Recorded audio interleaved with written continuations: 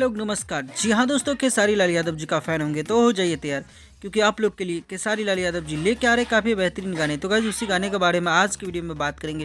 Video को last तक देखिएगा। चलिए गाइस वीडियो शुरू करते हैं और जान लेते हैं गाने के बारे में। जी हाँ दोस्तों, सारेगामा हम भोजपुरी से खेसारी लाल यादव जी के काफ़ी बेहतरीन सॉन्ग रिलीज़ होने वाला है। जी हाँ दोस्तों, आप लोग पोस्टर का इंतजार कर रहे होंगे। जैसे ही फाइनल पोस्टर रिलीज होता है तो न्यूज़ के माध्यम से आप लोग को जानकारी दे जाएगा। वैसे तो खेसारी लाल यादव जी का अभी जितने भी होली आया है दोस्तों, आप लोग को आशा और विश्वास है कि पसंद नहीं आया होगा।